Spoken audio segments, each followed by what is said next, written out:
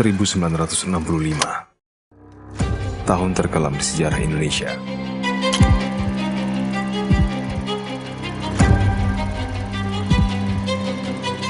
Dimulai dari perselisihan komunisme di timur dan kapitalisme di barat selama Perang Dingin, konflik merembet ke negara-negara lain, merambat ke Asia Tenggara, dan akhirnya ke Indonesia. Di masa pemerintahan Presiden Soekarno, Indonesia sudah terbelenggu ketegangan ideologis antar 4 partai besar: Partai Nasional Indonesia atau PNI, Nahdlatul Ulama atau NU, Majelis Syuro Muslimin Indonesia atau Masyumi, dan Partai Komunis Indonesia. Partai Komunis Indonesia atau yang kita kenal dengan PKI mendukung adanya reforma agraria. Mereka menuntut pembagian tanah secara merata kepada seluruh rakyat Indonesia, terutama petani-petani kecil. Desakan ini yang mendorong disahkannya Undang-Undang Nomor 5 Tahun 1960 oleh Presiden Soekarno. Namun, implementasi reforma agraria memicu lebih banyak lagi konflik di daerah-daerah. Banyak tuan tanah yang enggan melepaskan tanah berlebih mereka. Sistem jadi mandek, dan akhirnya perebutan paksa pun terjadi. Di tengah goyahnya kondisi sosial politik negara, ketegangan masyarakat terhadap PKI mencapai puncaknya pada 30 September 1965. Saat 6 jenderal dan 1 perwira TNI Angkatan Darat dibunuh di kediamannya melalui operasi yang dikenal dengan Gerakan 30 September, dan PKI dikumandangkan sebagai dalang dari gerakan tersebut. Tragedi ini semakin menyulut amarah masyarakat, mengguncang dasar negara, dan akhirnya memicu pembantaian PKI di banyak daerah di luar Jakarta.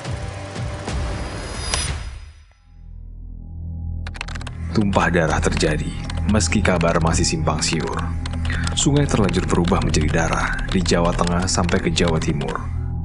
Di Dusun Cemetuk, Banyuwangi, sekitar 6.000 atau mungkin lebih korban jiwa lenyap. Entah PKI atau hanya dituduh.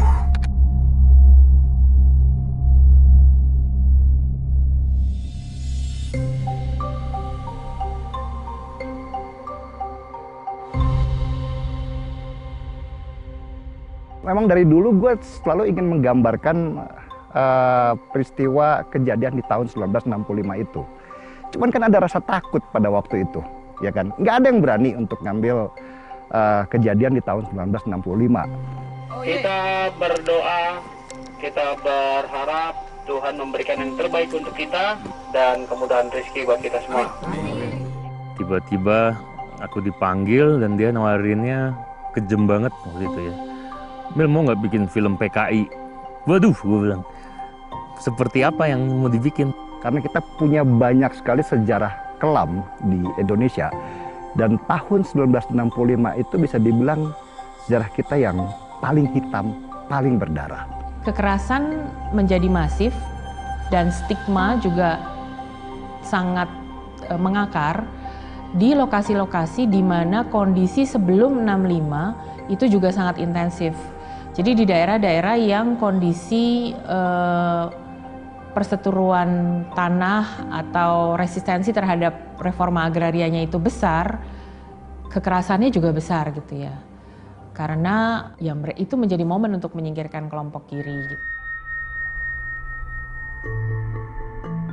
Itu selalu berbicara tentang kejadian di Jakarta, di mana ada 7 jenderal mati kan gitu kan, terus kemudian kerusuhan. Tapi tidak ada yang menyoroti apa yang terjadi di daerah. Padahal banyak sekali pembantaian tahun 1965 itu terjadi juga di daerah-daerah. Dan Banyuwangi ini salah satunya. Sehingga ketika gue pengen coba melihat daerah mana yang tempat terjadinya salah satu tragedi pembantaian, Dusun Cemetuk atau Desa Cemetuk pada masa itu ada di paling atas. Sebenarnya kalau melihat angka, dan ini angka resmi yang dikeluarkan oleh laporan Komando Militer Banyuwangi ke Korem di Malang ya, di bulan Agustus tahun 66, itu korban yang dibunuh itu ada sekitar 6.000-an orang ya. Belum lagi yang harus wajib lapor sekitar 1.000-an orang. Dan kurasa banyak mungkin ya, entah generasiku atau di bawahku yang mulai lupa soal ini. Bahkan nggak tahu bahwa peristiwa ini terjadi. Dan kalau ada yang tahu pun kita tahunya banyak kan yang di Jakarta kan, dari film G30S. Tapi kita nggak tahu bahwa banyak tempat-tempat lain di Indonesia, terutama di Pulau Jawa ini yang ternyata mengalami peristiwa yang lebih sadis lagi. Begitu banyak korban sipil pada masa itu, sehingga mereka terpisah dari orang-orang yang mereka cintai. Entah itu bapak sama ibu, entah itu keluarga sama anak, entah itu sepasang kekasih. Nah, gue pengen coba ngambil dari sepasang kekasih itu sebagai sebuah pandangan untuk bisa menceritakan seluruh kejadian besar itu. Kasih tanda bahaya! Aku itu disuruh ngusir hama, bukan petani. Ini ancamannya nyawa. Mau digentayangi kau pada mati. Kupu-kupu kertas. Ini kupu-kupu kertas cerita tentang dua anak muda yang dari kubu yang berbeda. Satu dari keluarga yang dekat sama NU, yang kakaknya Ansor, dan satu lagi anak dari Bromocora yang terafiliasi dengan PKI.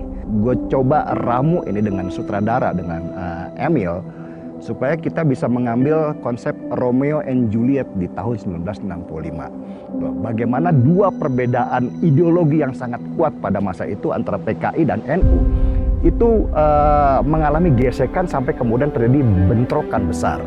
Dan dua remaja ini terjepit di tengah-tengah. Mereka bertemu, mereka saling menyukai, mereka saling mencintai, tetapi mereka nggak pernah bisa disatukan. Konsepnya seperti itu. Untuk bercerita tentang sesuatu yang besar, kita harus menyentuh hal-hal yang dekat sama kita. Nah, cinta, romance, drama, menurutku ini akan lebih mudah dicerna dan menjadi jalan masuk yang lebih tepat, lebih dekat sama kita. Aku mau lihat semuanya. Iya, lihat saja.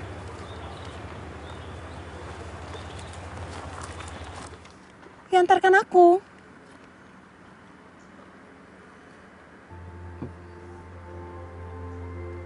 Boleh. Proses riset itu pertama memang gue tuh pengen bikin film PKI. Dan menariknya di Banyuwangi ini ada satu monumen yang disebut Monumen Pancasila yang bercerita tentang apa yang terjadi pada masa itu. Ya. Nah, di situ kemudian gue punya ide untuk kemudian mengirimkan beberapa orang ya untuk melakukan research apa yang terjadi. Sebetulnya itu peristiwa yang masih abu-abu sampai sekarang. Jadi kita nggak bisa berpatokan sama riset aja akhirnya. Kita harus punya interpretasi ulang, hayalan ulang, bahkan menyusun ulang semuanya sebetulnya. Kak, Zul, kalem Zul. Sun, Gesan. San, emangnya ada kabar apa dari Mas Rosid? Terima ya. Enggak, Bu. Kita juga sempat bingung logat ya kan pada masa itu, karena kan banyak dari para yang kita tahu berdasarkan hasil research kita itu mereka pakai bahasa Osing kan, bahasa asli Banyuwangi. Dialek itu kita dapatkan di sini. Sebelumnya produser sebenarnya lebih menginginkan kami untuk mewartakan ini dalam bahasa olah ucap Indonesia. Kebiasaan atau budayanya pada masa itu kan jelas berbeda dengan budaya pada masa kini. Tetapi setidak-tidaknya kita mencoba menyatukan antara budaya sekarang dengan masa lalu supaya bisa dapat kepada para penonton yang generasi muda ini. Kalau kita betul-betul ke masa lalu, saya takutnya nggak dapat. Salah satu yang diharapkan oleh teman-teman, bagaimana kita bisa menghadirkan suasana aslinya pada masa itu, tempat itu kan gitu kan. Sehingga effortnya teman-teman untuk mencari tempat ini saja itu luar biasa. Ini beneran kamu nggak tahu ini di mana? 9 hari aku cari Jawa Tengah, terus aku balik lagi ke kantor, terus aku bilang nggak ada. Akhirnya kita kembali ke awal, yaitu Banyuwangi.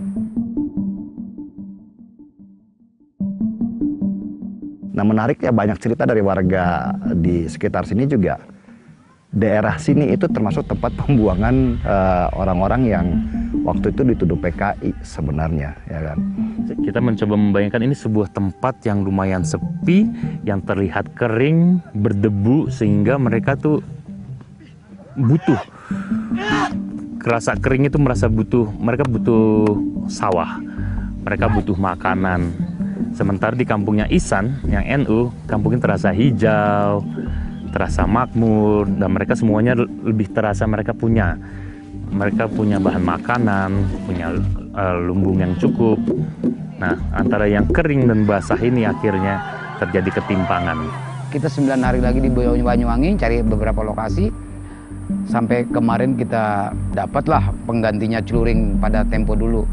Akhirnya adalah nama satu tempat di daerah Kawahurung. Tapi yang lucunya ya kampung Urkoso ini, kampung Bromocora, kita temukannya juga lumayan beruntung. Kita lewat Google Earth nyarinya. Kita cari, pokoknya ini kan latarnya Banyuwangi, kira-kira tempat di Banyuwangi apa yang bisa kita bangun. Kita pulang, terus kita desain bahwa oke, di sini kita bikin satu kampung celuring. Karena beberapa tempat kita cari kampung yang mendekati tahun 65 dan harus dibakar, itu agak susah.